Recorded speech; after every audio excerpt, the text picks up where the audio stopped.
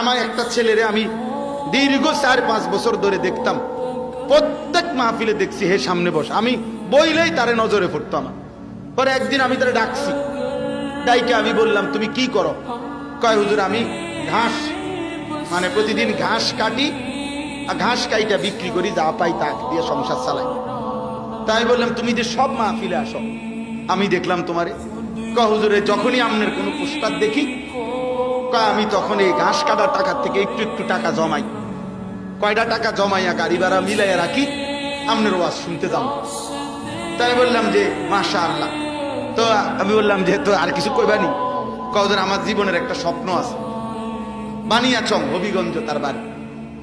আমি বললাম কি স্বপ্ন কও?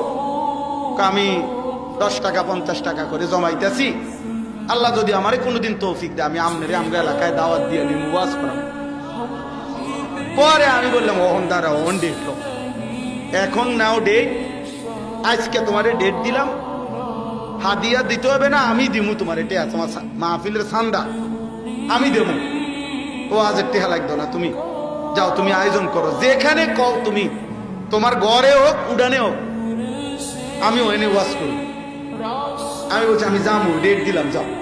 আশ্চর্য বানিয়াচং, আমি গত বছর এই ছেলেটা তার দাওয়াতে আমি গেছি মাহফিলে, গিয়া দেখলাম বানিয়াচং বাংলাদেশের সবচেয়ে বড় গ্রাম, এটা জানেন?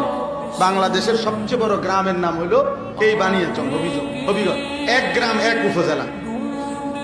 হ্যাঁ হ্যাঁ, এটা গ্রাম একটাই, একটা উপজেলা, বুঝছেন নি হুজুর?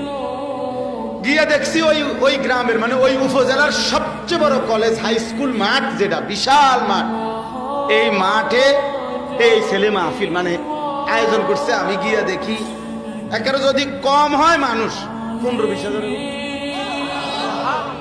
স্টেজে যদি একেবারে না হয় হুজুর 300-400 হুজুর হইব। হুজুর খেলাফত মজলিসের যিনি কেন্দ্রীয় আমির, এই যে দেওয়ালঘড়ি মার্কার যে খেলাফত মজলিস, উনি বসা পাশে, ওনার বাড়িতে বানিয়েছে বড় বড় হুজুর সব।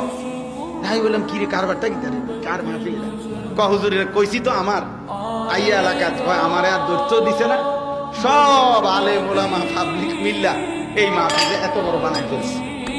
তাইলে দোস্ত একজন শ্রোতাকেও মানুষ দেখতে দেখতে চিনে।